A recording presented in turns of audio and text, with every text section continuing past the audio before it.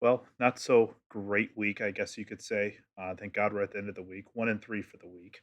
Um, I don't know what the problem is, but there clearly is a problem. And I'm Josh. I'm Chris. This is Wingscast.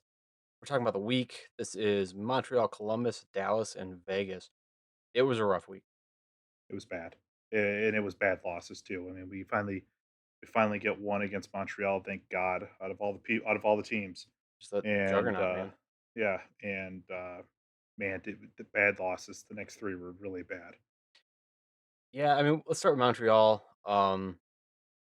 They played an okay game. I mean, it went to overtime, right? So you're still not talking a complete game here. Larkin from Raymond in overtime was great, though. It was a great way to end it. Yeah, it was. It was a nice little transition piece. It was good to see patience on Brayman right there. That kid's going to be so good. I mean, if he just keeps it up the way that he is, to come in, make a move, and then get it, and then Larkin with the two low percentage shots. That's how you know he's feeling it.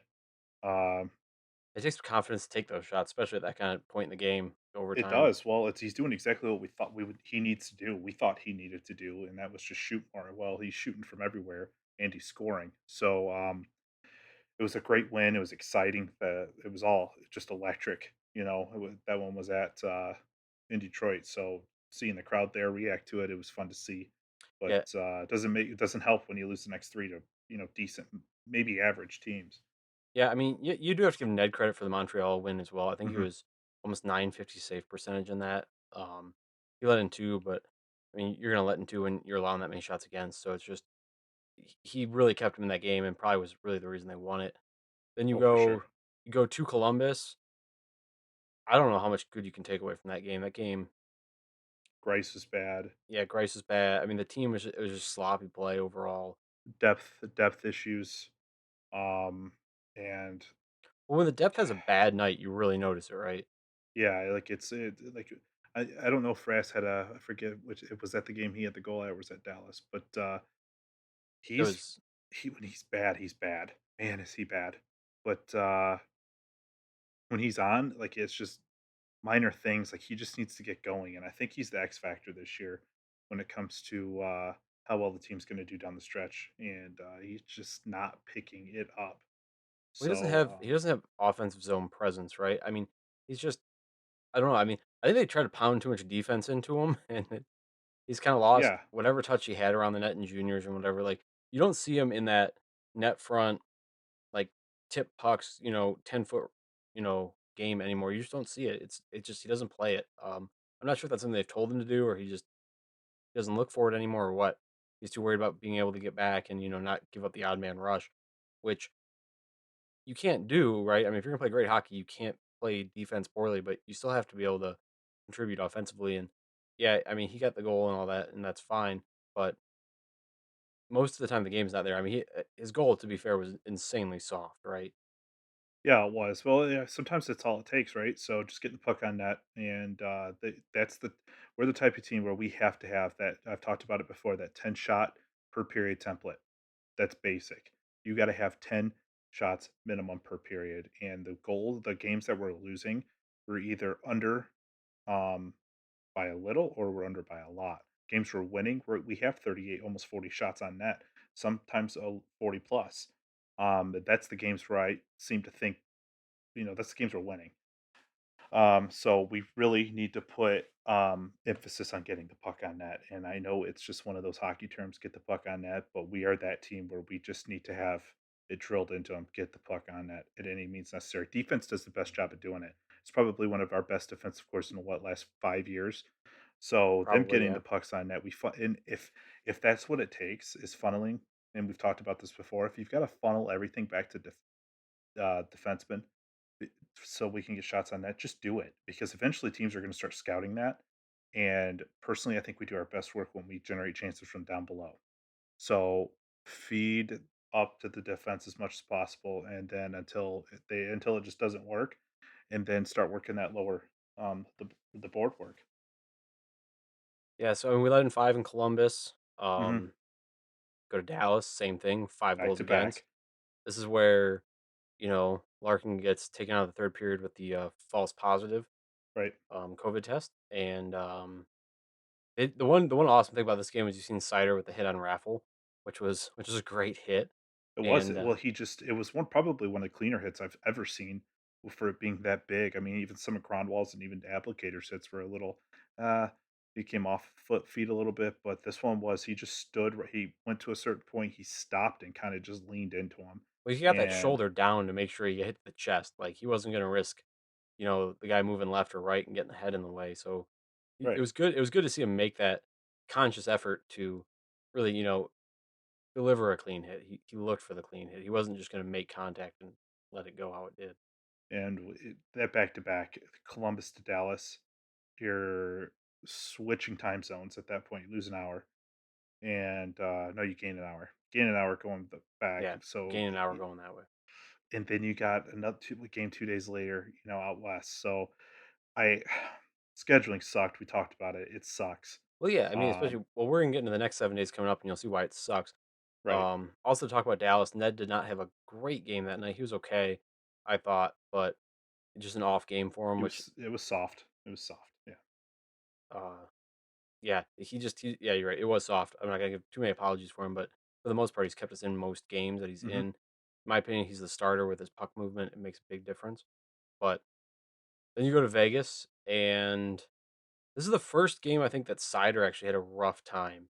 He was not overly good in Vegas. Another game they let in 5 goals. Grice was not good. Got pulled after the second, so Ned started the third period.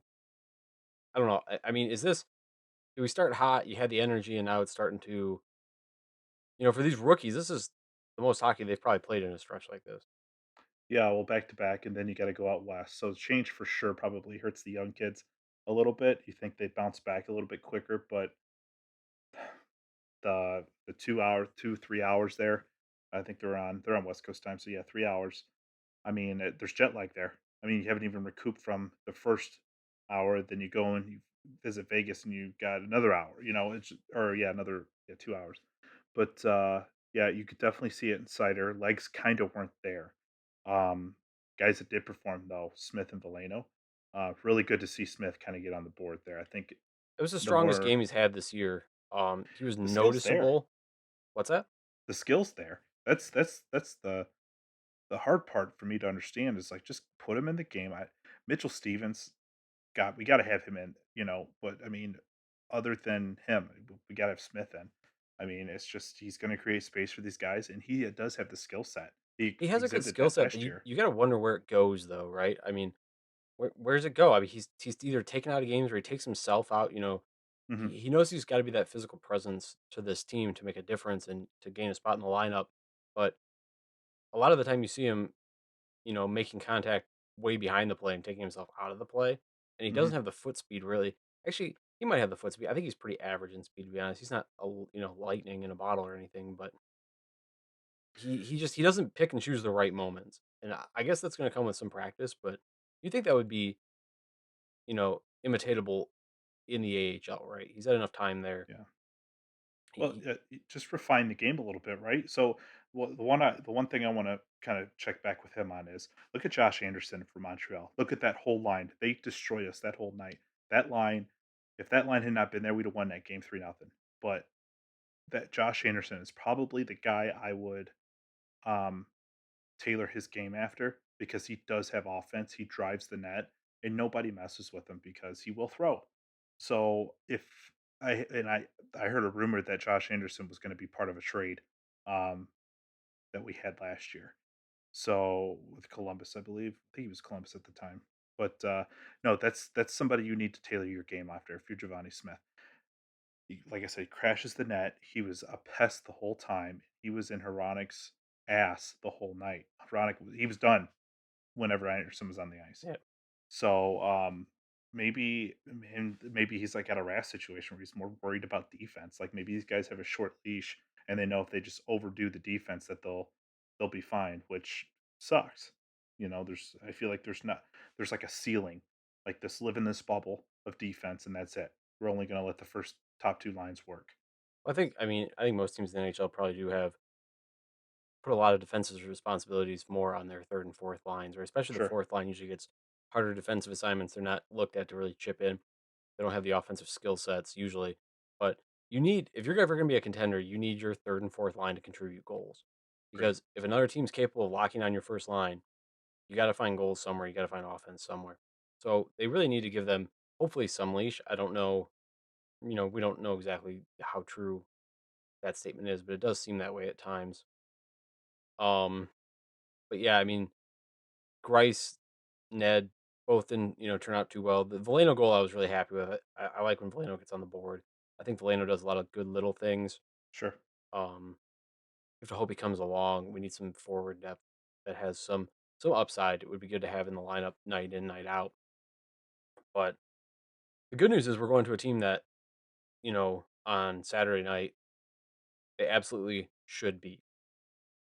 Worst team in the league for the it's been the worst team in the league for last 5 years, and they are I getting mean, ready just to set on another average, you record. mean? Yeah, record-wise, they're getting ready to break the record for the worst team ever. So, yeah, this should be a no-brainer. I would go full force into this one. I would start Ned. I would put a lot of minutes in Arizona on the top 2 lines. We need to get them going. We need to score. We are an offense that can score 4 or 5 goals. And I would go in there and I would score as many goals as possible because the Run up next the 2 after score. that, yeah, I would. I would. And because the next 2 are huge after that. Yeah, you got St. Louis who they lost to Arizona the other night, I think. So Mhm. they're beatable. We have a nice long break. I mean, this is the dumb scheduling again, right? We play Saturday in Arizona. We come Mhm. home to play Wednesday and then not again till Saturday. So I mean, really you only play two games in the week, right? So that's I don't know why Yeah, we're 5 games ahead of some teams like Boston. I think we're 5 games ahead right now. it's gonna be And even worse with Ottawa because they just got, yeah, reprimanded. well, yeah, that's gonna be a whole different thing, but that's not just NHL scheduling. The rest is, which is just terrible. Right. Um, yeah, so you got Arizona, and then really for the week, all we've really got is the Arizona and St. Louis game. Talking, before we'll talk about this again. Both those games are winnable, especially with the rest.